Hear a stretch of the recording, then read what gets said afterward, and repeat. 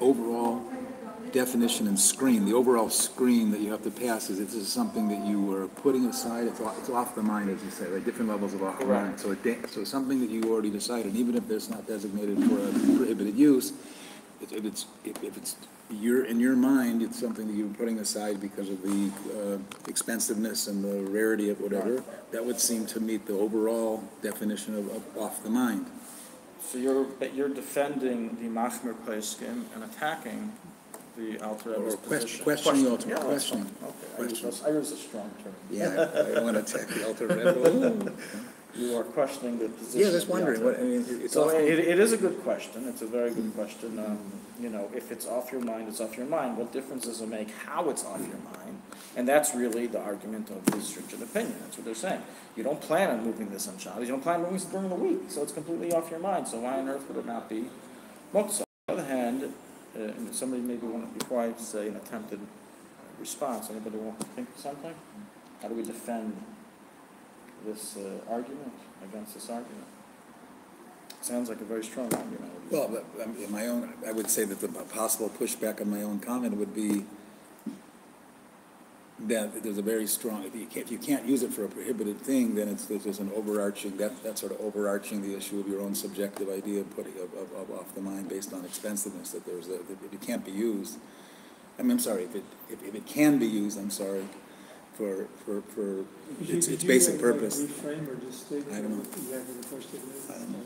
So we introduced here an argument amongst the Peskim whether items that are designated for decorations, and they're expensive, so people will not be touching them or doing anything with them, or fear that they will damage the item, they will be moving them. Are they muktzah? If we need now, as they say, a cane to help the mind, practicalize this idea, we'll give a few examples. I have a dollar Rebbe that is framed on my wall. Is that dollar Rebbe muktzah? I have a picture, painting on my wall. I have pictures that sit on a table. I have a stamp collection. I have a sports cards collection of cards that I do not sell. They're mine, and I love them, and I'm not giving them away. They're there for what we can call decorative purposes. But you would look at them on occasion. You would look at those cards. Absolutely. And it wouldn't be prohibited. Well, let's say pictures. A picture album. It's not designated for forbidden purpose. You're allowed to look at a picture on Shabbos, not the words, but the picture and itself. touch it and move it if it was just for that one. So that's the question. Is a muktzah? So in some of these cases, so I already gave a few examples. So we said, do we view it as muktzah because it's off and you won't use it for anything else, or do you say that no, since it's not designated for forbidden use, it's not muktzah? So we asked on that. Everyone should agree it's muktzah because practically it's off your mind. So my response to that is 2 points. Point number one is that, on the contrary, the fact that it's a decoration, it's something I enjoy looking at, and I'm allowed to look at it on Shabbos, it's no different than anything I'm allowed to use on Shabbos. That is its use. Its use is to look at it. Yeah, that's what I was saying. And using that point, we can go to step two. What happens if the picture is a little slanted on the wall? There's nothing more bothersome than a slanted picture. Right? You can't think. So, are we going to say you can't do it because it's muktzah? Is it off my mind to move the picture into place when it gets knocked out of the way? Is it off my mind to look at this stamp collection when I want to show someone all of my trophies, all of my stamps that I have? Is it off my mind to enjoy the Rebbe dollar? It's not. There's no difference in weekday and Shabbos regarding enjoyment of these things because they're designated for permitted uses of looking at them. So that's the argument on the other side. Bottom line, let's go through the cases and we'll give final rulings. So, looking at and moving them, but before we decide the muktzah, and if it was, and we're just looking at that angle of things, then moving them, looking at them and touching them, and everything will be okay. So bottom line is like this. Items which on occasion you do move, you do play around with, everyone is in agreement that it's not muktzah. In other words, even the stringent opinion is only stringent when it's a decorated item and designated in a spot that you will not move. And that's when they say it's off your mind. You don't plan on doing anything. You don't plan on moving it. It's off your mind for moving, so it's muktzah. But a sport cards album or a stamp collection is not muksa, because you have in mind to pick it up and look at it. And are we supposed to conduct ourselves in Shabbat in a way different from the weekdays? In certain areas. Correct, and that's why they made their decree of Muksa, but that decree of Muksa does not apply in all situations. That decree of Muksa applies in situations that Chazal said. Chazal didn't establish it in this case, that you're not allowed to look at cards, and you are allowed to look at cards. They didn't have baseball cards. You're right, so even the more reason why they didn't decree against it. Bottom line is they didn't make the decree. And you bring a court case and say, this is illegal, but it's not in the law. But that's because it wasn't around by the time the law was made. It doesn't matter. It was never put into law. Go to Congress, have it put into law, and then come back. You can't, just because you have a logic to make something into law doesn't mean it's law. But there are equivalents to that. I mean, we have found from archaeological excavations here that people collected coins, not just use them for commerce. Right. You know. Right, 100%. I agree with you. So you're adding more. They did have it back then, and nonetheless they Yeah, didn't. the baseball card collection is Similar. It's similar. They didn't make any decree that we know of, and therefore it is not muktzah. Now, if a person has, let's say, as I said, a picture of these stamps, or a picture, and he doesn't touch it, never moves it, it's not for moving, it's just for keeping. No, I don't even open it up, it's so expensive. What do you have it? I know about it. Knowing about it is, some people have money. They don't touch the money, they don't use the money, and it's just there to know that they have money. So it's muktzah. I have never seen a Rebbe dollar that wasn't framed. Right. Usually with the picture too, but Right. So in these two cases, that's when we would have the argument.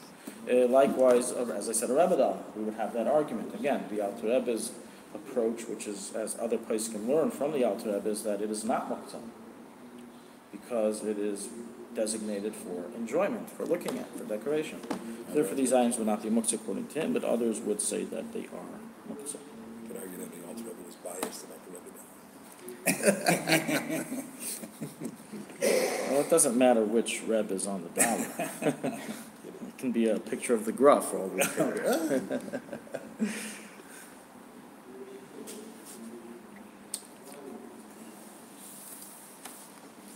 and moving a picture. They published a series of cards the size of baseball cards that were like the Great Rebellion through history. Right, I remember collecting those when I lived in New York as a child. I used to collect the golden cards, as they call it. And when we moved to Miami, I gave those up. I collected, sports cards. That was the Yerida from New York to Miami. Okay. Thank you so much. Another case example, which is under debate, but is a little bit more complex because there's another aspect of muktzah that's added here, is a clock. Is a clock muktzah. A clock that's on the wall. It's tilted out of the way. It's tilted a little bit. Can I move it? Or I decided on Shabbos, I want a clock in this room. Can I take it off the wall and put it in the room? So, in the normal way, of course. Or does it fall under the restrictions of muktzah? So here, too, we have a machlekes, but the machlekes here is a little deeper. It's a little more severe. Why? Not an expensive clock. You're talking about any old clock. Any right? clock. Clocks are meant to be on the wall. So it doesn't have a prohibited use, all right? Oh, so a regular clock, the Alter Rebbe brings in the end of chapter 308, is accustomed to be considered kli shemalachta le'isser, a vessel that's designated for forbidden use. Really? A clock? And it's unclear why he himself writes. It's not clear what this prohibition is, like what's its prohibited use. He says you're not allowed to measure on Shabbos. It's meant for measuring. This was even mechanical clocks. Here we're talking about, battery operated. Certainly it has another aspect of using electricity, but it's not designated for doing anything with electricity. It's on, So it's a little unclear, but nonetheless, since the custom is to treat a clock as a lower category of muktzah, kli shemalachta le'isser, perhaps if it's designated in a specific area that you don't plan on moving or doing anything else with it, then it would, go up or in rank and enter the Muksa Machzor and Kiss category as well. At the time of the Alter Rebbe, a clock was, first of all, an expensive item. our concept, cheap clocks did not exist then, and it had a designated place. You wouldn't move it because it had to be wound, and various kinds of reasons. So we're talking And the about winding a is whole also different concept of clocks. It actually doesn't really matter, we pointed this out last week, if it's expensive or not. The main thing is, are you particular against moving it or doing anything with it? It doesn't matter even why. So that's another optical subject. There's two categories. The first category was this thing about measurement, which is a little confusing to me, but that it's prohibited. It's designated for prohibited use, and if you then say, well, I'm also, in addition to that particular, not to use for anything else, then it would fall under the category of Muksa kiss.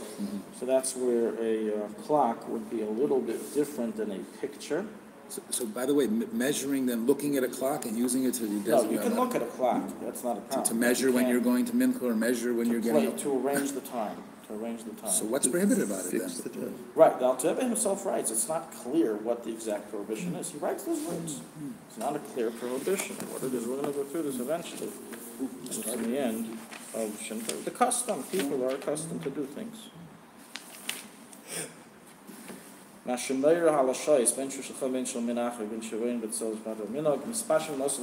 custom is to prohibit it and being moved. Meaning it's considered a klisha malachta le'isser. Because it measures on Shabbos, you're not allowed to measure on Shabbos, and then he writes in the end,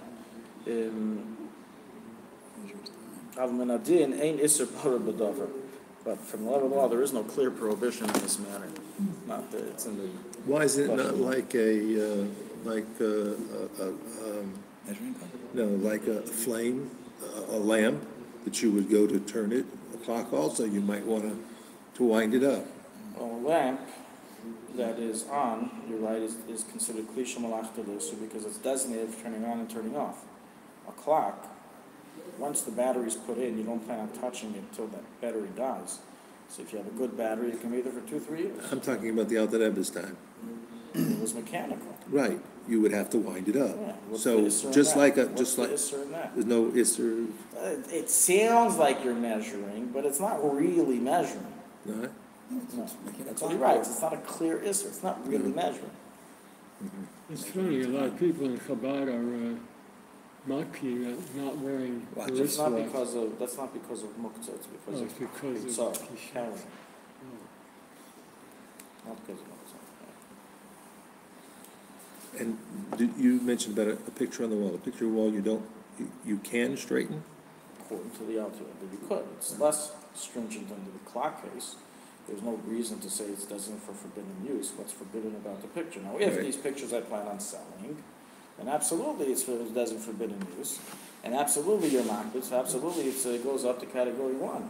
But it's my own personal house that I like looking at. So this is for permitted use. So that enters into that dispute. Another example, closets and bookcases. Can I move a bookcase or a closet on Shabbos? So according to the stringent opinion, here too, they would say it's usher, because even though they're not designated for forbidden use, you never plan on moving it. You plan on leaving it there, so they're off your mind to do anything with it. So we see that this. How is that the case if all of a sudden you're deciding you're going to move it? So it wasn't that way to begin with either. If you decide before Shabbos, it's something else. But to decide on Shabbos suddenly, it would be a problem according to the stringent opinions. As they say, it was off your mind. So to move a chair also would be a problem. A chair that is in a set area that you never move. Correct. Let's say you have a beautiful big mansion and you set a chair for Leo or Navi, for Mashiach, and it's never moved from there. It's been there already for 5 years straight. No one's allowed into the room. And then Leo Navi came to your house on Shabbos. You want to give him the chair. He doesn't want to sit upstairs. Okay, as opposed to a dining room table They would chair say it's you more can use for concerned. your guests. Okay, So they would say, so of course, you can just ask Leo, what's your opinion? He's asking. So like the Alter Rebbe, bring it down. Okay. A notebook, moving a notebook then.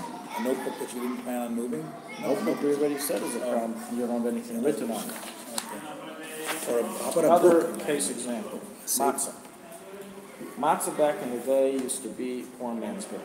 Cheap, no one's makbid about it. It's the cheapest, tasteless crackers you can possibly find. And it's food, so why on earth or how on earth can it be muksa?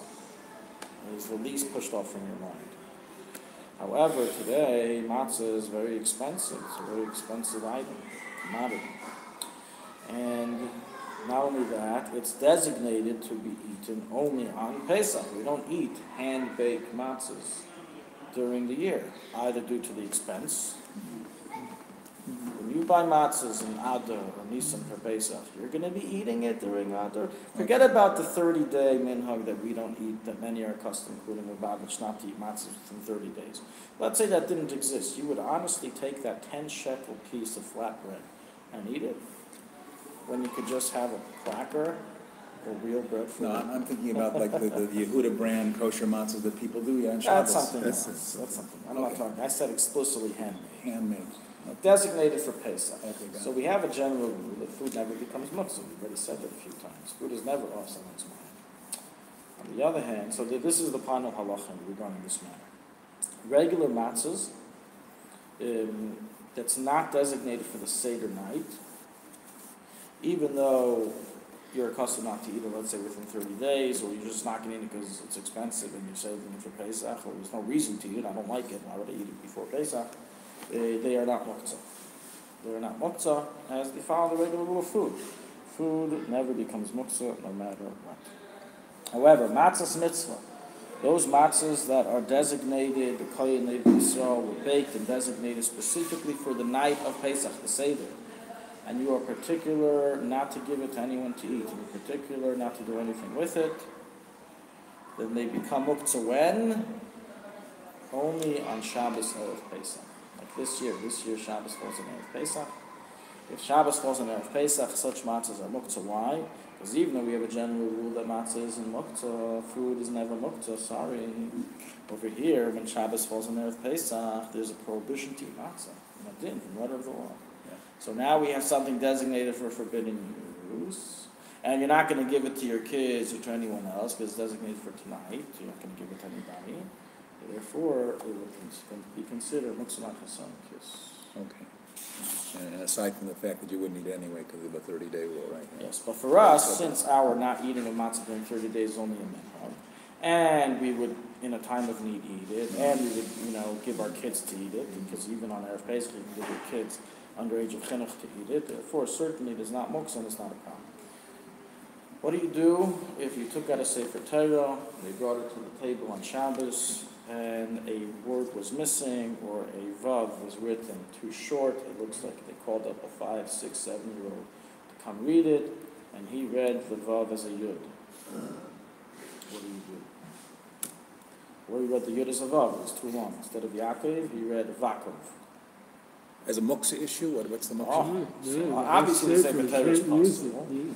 Is the Sefer Torah allowed to be moved? Now we have another problem. We have other Sefer Torah, Baruch Hashem, but is it muktzah? How are you going to bring it with a shina? You want to carry with a shina to the other? Is Apostle Sefer Torah muktzah? So some places can say that Apostle Sefer Torah has the status of muktzah, machmas, kasar, and kiss. It's very expensive. That's for sure. And now it's designated for forbidden use. You're not allowed to read. It's designated for reading. You're not allowed to read from it. It's possible. Shabbos or otherwise, right? So one thing's for sure. If this happened on the reading table, on Shabbos, they can go ahead and bring it back, because according to many poskim, even though this isn't the final ruling, in fact, you're allowed to continue reading from the Sefer Torah. When do we say you can't read from the Sefer Torah? Before you brought it out. Once you already brought it out and opened and started reading from it, you can continue reading from it even though it's possible. Conclusion is not like that opinion, but nonetheless, certainly regarding Muksa, so we can continue the reading, we can do so. As even the stringent opinions who we follow that say, no, take out a new Sefer Torah, say, if you don't have one, just continue reading in this one. So it's not that Muksa in that situation. But if you already knew that it's muksa. So the Gabbai already knew, he put it away. The custom is you put a gartel outside. You wrap it outside of the me'il, of the garb of the Sefer Torah. And he did so, and the Gabbai didn't set it up properly. So this Apostle Sefer Torah is now sitting in the front of all the Sefer Torah. Now you need to move it out of the way to get to one and back of it. It's a big problem. So the Gabbai has to know, if you have a Muksa Sefer, if a Apostle Sefer Torah, it has to be out of the way. It has to be away from all the kosher ones in order so on Shabbos you don't transgress Muksa. Are people pretty much knowledgeable about this in shuls, that if they found a puzzle or something, No. not the before? A lot of things we're learning and people aren't knowledgeable in because they never learned it. Because everybody gets very concerned, and everyone's coming to look and everything, so Regarding the Muksa aspect, well, we just said it, you don't have to treat this as Muksa, you you can don't put it have to, back. right. But regarding the aspect of what to do, 100%, there's a lot of confusion in that. But you can keep reading. There's a lot of confusion in the Paiskim, there's 3 different opinions, it's fast rabbis had a big part in that machlekes. But our custom in the end is that you can, on Shabbos, if it's already out, you can not only move it, but you can keep reading in it. The custom is always, the ruling is always that whenever you find a Sefer Torah's puzzle, you close the Sefer Torah and you bring out a new one. No. The discussion is, when do you say the bracha?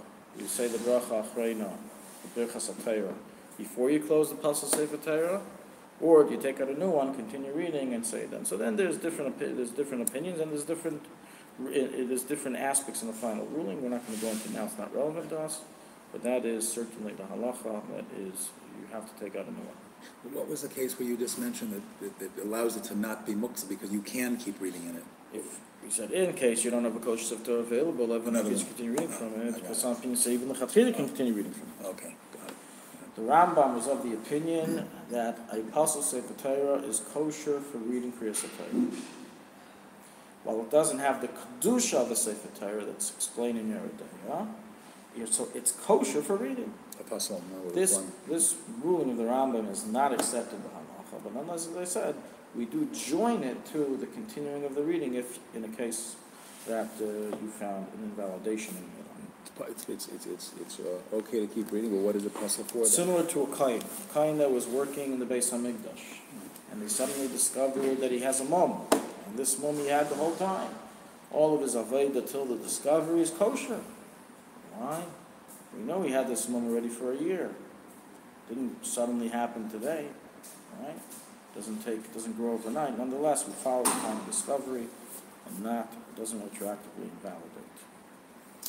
Now, based on all this, you guys should ask, well, what about those shuls on Simchas Torah who dance with Sifrei Torah, including puzzle ones? They take everything out, including the puzzle Sifrei Torah. Is that allowed? Is that not The allowed? question is, why do they keep the puzzle Torah? Right, so Why that don't question they take care of it? that you are asking, the Rebbe addressed in a letter. The Rebbe also protested against the custom of Gabayim, that they leave Pasal Sifrei Torah inside the Aron Kodesh, which is against the Shulchan Aruch, against halacha. Yeah. Halacha is you have 30 days. 30 days to fix. If you didn't fix within 30 days, bury it, geniza, like you do to anything else that's Pasal, needs to be discarded. And the 30 But days to you keep can't use it. past 30 days and take a chance, the michshel that someone's going to take it out and use it is not allowed. And the Rebbe protested. He said, I don't understand what they're relying upon and why they do this. But nonetheless, this is an unfortunate state of affairs that they do. And the question is, what about dancing with Simchas Torah? So, bottom line is that they are not considered muktzah, and the reason is,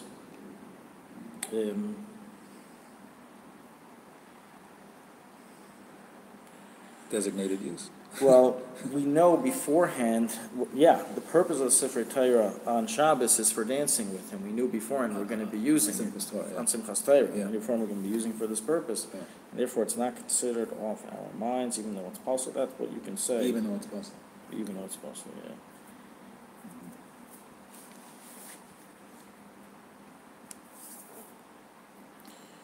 Yeah, and you see here in the footnote, Shmir Shabbos Kilchasa, in their old and new edition, wrote some, they retracted from their ruling in the new edition versus the old edition. Whatever, I made note of that here, as you see. But anyways, its bottom line is that it can be used. But as I wrote here, nonetheless, initially it should not be set aside. It should be put away after 30 days. Candlesticks. I have beautiful silver candlesticks on the table. Candlesticks are worth, $1,000 each or a piece, or together, whatever the case is. It's very nice. It decorates the table. I think we can all agree. If I lit it before Shabbos, then because the candle was lit on it, it stays Muksa whole Shabbos. We discussed this in our rules earlier. But I didn't light it before Shabbos. It didn't get lit for whatever reason. You're talking about the hardware now, not the candlesticks. Correct. The wax, the Yeah, hardware. the candlesticks, the silver candlesticks. Yeah. Is it considered Muksa? Okay, we'll go through the process. It's off your So mind? some place can suggest that it's not. Why? One, the mind you can say it's designated for forbidden use, designated for lighting. Not only that, you're particularly using something else because of its expense, so it falls into Muksa according to everyone. Shlomo Zalman Auerbach suggests that it depends. What is its main purpose? If its main purpose is you look at it as a holder of a candle, then you're right. If its main purpose is for decoration, and that's why a lot of people have those glass showwares in their house where they put their silver vessels, is to look at it also during the week. Once a week I use it for lighting, but the whole rest of the week what I use it for? To enjoy, to look at my wealth, to look at the silver. So he says, therefore, it wouldn't be considered Muksa kiss, so it is under debate. Svarim, an interesting question. Svarim of a Svarim store is it considered Muksa on Shabbos? Let's go back to our merchandise category. We said merchandise is Muksa unless it's food. What about a sefer? I mean, that you're going to run to the Sefer neighbor? right now, the Chabad a whole bunch of big, On sale all week long. Yeah. Next Shabbos, a surprise, Kushner, whatever his name is, from the White House pays a surprise visit here, and he comes with his whole Jewish entourage. You have now 50 people with Tzemach Tzedek on Shabbos, and Ramazah doesn't have enough Siddurim. Doesn't have enough English Siddurim. So you tell someone, quick, run to the Chabad House, bring brand new, beautiful Siddurim. You know he's going to get a nice paycheck, right? A nice donation. But is that allowed? Or are the Siddurim Muksa? Okay, so if They're meant for sale. They're standing there for sale purposes. So the Merchandise. criteria that you used the original time with the subject are you particular not to, you have any worry about having used them and then putting them back? They're going to be downgraded or whatever. That's like the worry. So I think he obviously is. I don't think most store owners or farm store owners would allow someone to say, "Oh, do you mind me borrowing all your Siddurim and Chumashim? We're missing some for this Shabbos, so we'll bring it back." He'll say, "Absolutely, no problem. Give me a check for everything you took after Shabbos. It's yours for keeps." There's no such thing as blending a sefer. The person sees a sefer as a little bent, a little out of shape, a little dirty. It loses price. Yeah. So store owners are particular. Yeah. There's a whole shiloh if you're allowed to even go into a store and flip through a sefer, and the answer is that if you don't plan on buying it, it's not allowed because most people On are a not. Wednesday, you mean, whatever. Whenever, yeah. So bottom line is that the Aznidbu, Yaman Zilbu, who deals with the shiloh, he holds that Svar are not considered Muksa even though they are merchandise. And since they're permitted to be Svar that you can read on Shabbos, since you're permitted to use it on Shabbos, and it's the designation is Torah learning, and the whole purpose of Shabbos is to learn Torah, so it's not necessarily off the mind. Even, wait, it's got this whole other category. It's not off the mind because it's a safer. If it's laying on your living room, you already own it, but it's not, it is off the person's, the owner's mind. It's for the very reason we said. They definitely don't want their safer. So he wants to say it's like food. He wants to say it's like Torah is food? also food, right? The Pasuk says that Torah is bread and water. So so merchandise in a person's store that's food, you could also, I don't remember that. Of course, we've said a few times, and this year also. All food, merchandise is never muktzah, because the mind is never off of it. If the store owner is going to worry that their bologna packs are going to be gone for free, then are we going to pay them for it? No, the payment will be after Shabbos. Well, of course there's no Payment will be worry. after Shabbos. Well, then of course there's no worry then. If you're going to pay, then he's losing nothing. Correct, but the question is it off your mind? It's doesn't for forbidden use, and you're particular not to use it for anything other than selling. It's not something you usually do on Shabbos. So we say food is not muksa because there's a chance that it will be needed on Shabbos. Also, Sfarim we're saying are not muksa. There's a chance that it may be needed to be studied on Shabbos. And he'll get paid for it, though. Yeah, payment is another issue. That's after Shabbos. They'll take care of the Once costs. he's paid for it, then of course there's no So wipes based away on the this, concern. there is no. So this relates us to an interesting question that has come up here in the shul a few times. That they have the kids program here where they give out coupons for the kids who daven here, and then they can then go to the Beis Chabad and redeem it and take Sfarim. So there's no muktzah aspect here of the Sfarim based on what we explained. However, there's another problem here. You're not allowed to buy things on Shabbos. Can you buy a sefer on Shabbos? Making a kinyan. So without going into all the details, bottom line is I told them not to do it. They should only take the Sfarim before Shabbos or after Shabbos, not on Shabbos, because they're proud to make a kinyan on Shabbos. So in addition to the muktzah issue, there's other issues here involved. Can you pay a rabbi to teach on Shabbos, but as long as you're not... That's a different question. So the rabbi muktzah?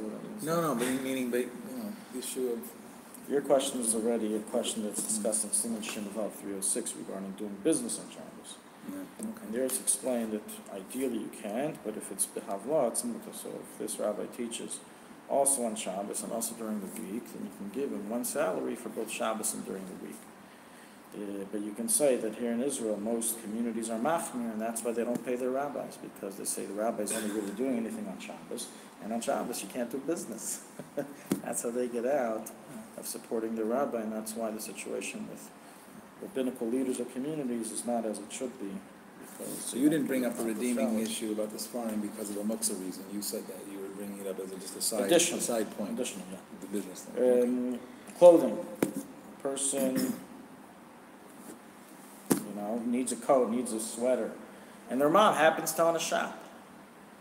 So can their mom, okay, just go to the shop, pick for yourself. Here are the keys, pick for yourself a sweater. Is the sweater muksa?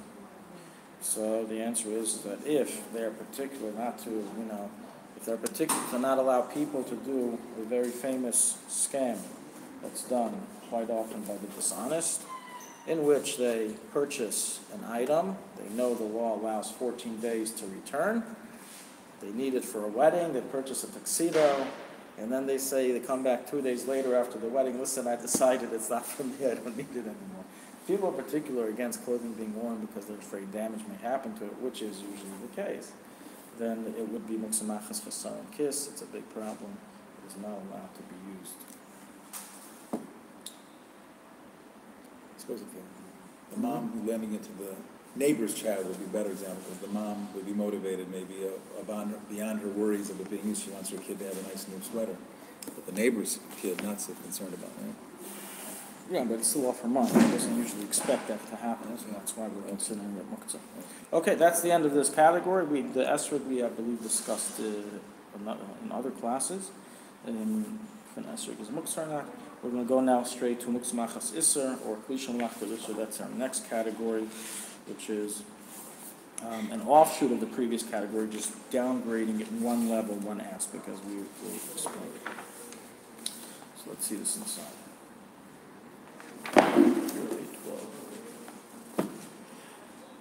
Okay, let's see, we're in 308.12. We can look in the book. The book is not Muksa, we just established that earlier. Not On Sunday. Definitely not on Sunday. Yud Beis, Klisha Malachta L'Isr, a vessel that is designated for a forbidden use. You can see I'm translating from 305. A vessel that is designated for a forbidden use. It is permitted. Wow. So here we're beginning our lower category of muksa, in which not everything is forbidden to be done with it. Not all moving is forbidden, is restricted. What can you move it for? And then we'll define what it is. It's permitted to move it whether if you want to make a use of it, you want to use it for something. Could go in, for example, kardem. A kardem we can translate here as a hammer. A hammer, which is usually used for banging nails on the wall. It is permitted to use it. I'm sorry, kardem is an axe. Okay, cornice is a hammer. So kardem is an axe. It's mutter, even though it's usually used to chop wood. I'm not particular against using it to cut other things. It's mutter on Shabbos to use it to cut a dveila. I obviously cannot use it to chop down a tree or to chop wood, because it's forbidden to do that on Shabbos. But I am allowed to decide on Shabbos to use it to cut. Dveila is basically a tire of figs. Maybe there's a specific English terminology for that. A what of figs? A tire of figs. The string of press the figs? figs together. String of figs, a cluster?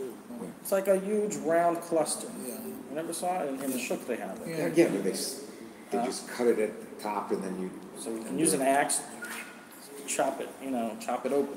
And you can do that on Shabbos? You can use an axe to do that on Shabbos, yes. There is no isser, because he's saying here, you can cut a dveila on Shabbos. The reason is because there is, its category of muktzah is low. It's considered a klisha malachta l'isser, which is permitted to be used for a use. I'm allowed to make a use of it. Or a hammer, cornice, to smash open nuts. I'm allowed to use it to break open nuts. On Shabbos, again, these are permitted actions. I'm allowed to open a tvela, I'm allowed to break. Let's go back to the figs. I'm allowed to climb up to the tree and cut. No, not a okay. tree. This is not a tree. The tvela is picked figs. A whole bunch of figs were picked. Okay, they were already picked. They were and I picked got and they this were thing turned in into a there. tire. They were like made into a round tire, okay? They were packed together. Okay, I don't think I've ever seen that, okay. And some third world countries that they sell, not really today in modern areas. But it's a whole wheel. So it's as if you're slicing a salami, or is that the same? Correct. Okay, all right. If you listen for them, or let's say I want to use it, I want to use it to help. I want to put it somewhere in order to lean something on it. I'm allowed to move it for that purpose. That was the tzarech gufi that I'm allowed to move it for its use. For its permitted space, use, for its obviously. space.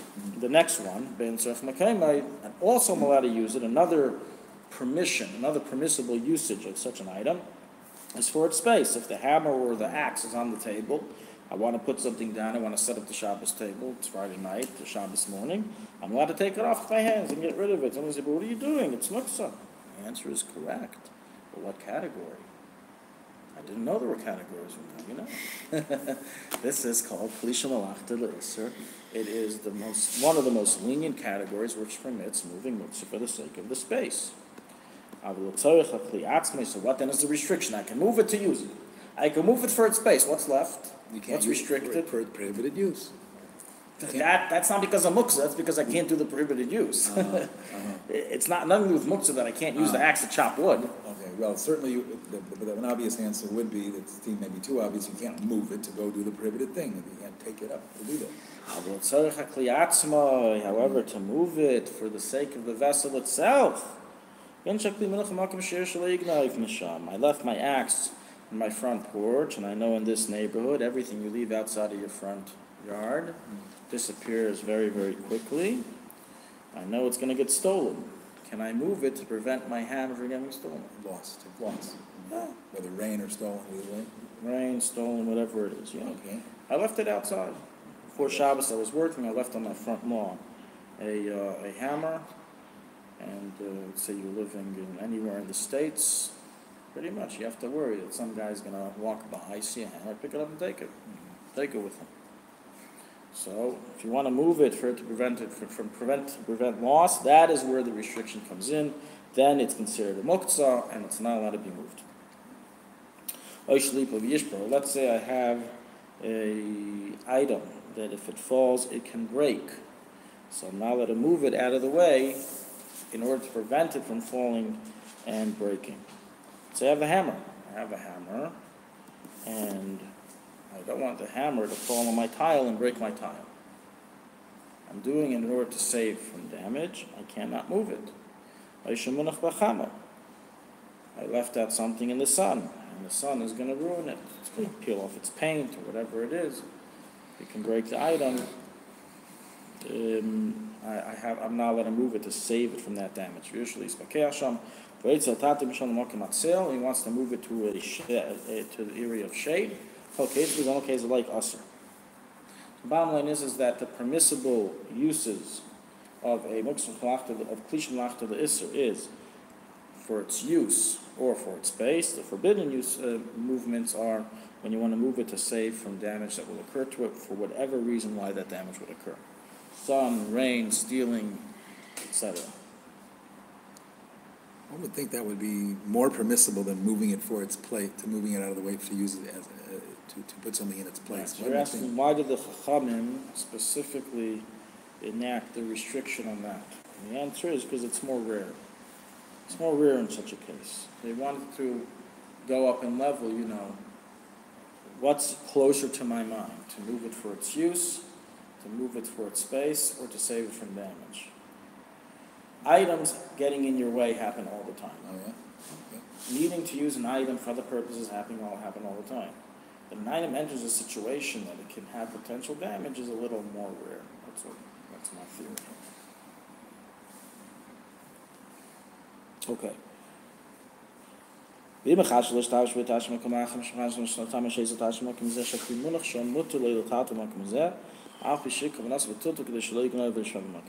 Alter Rebbe brings us a one-time allowance of doing what's called a halachic trick to be able to save it from damage. My hammer, or whatever the item is outside in the rain, it's left outside in the lawn. I know another 5 minutes of non-supervision, somebody will now have a new hammer in their pocket. What do? So he says you can do the following. Aside, of course, from moving it with a shinoi, right, that you can always do, but you can do the following. Take out a few almonds that are in their shells, or walnuts, or anything else that you need to crack open. Put them on your kitchen table. Tell your wife, listen, I really want to eat almonds, but you know, we're Chabad, we don't eat almonds on Shabbos. I know this is a one-time thing that I want to eat an almond, and you then go and bring your hammer into the kitchen, you break open the almond, and then you can tell everyone the history of why you now broke this almond. It was all for to save this hammer from being stolen. It's much to do such a thing. You're allowed to do this trick. Or we could do something even simpler. One would think you needed the intention, like they would require not such a trick, like your intention had to be really not just to save it. No, that's the whole heter here. Really? If you have in mind to use it for use elsewhere, or we have the second option, right? The hammer is on the table. I don't want it to fall and break the tile. Or it's on the table and the sun is beating on it and it's going to peel off the paint. What can I do? I can move the hammer off the table with intent to save it from damage, and then put in that same area, put something there. That's loud. Yeah. Even though the main intent was to save from damage or getting stolen, nonetheless it is permitted for one to do this trick. Next week we're going to go into what is the exact definition of Klisha is, or what falls under it, what are the different categories, and what are its different allowances that apply to it. Different things like hammers, you mean? They're all Yeah, different we're going to go things. through a whole list. There's plenty of things that fall under that.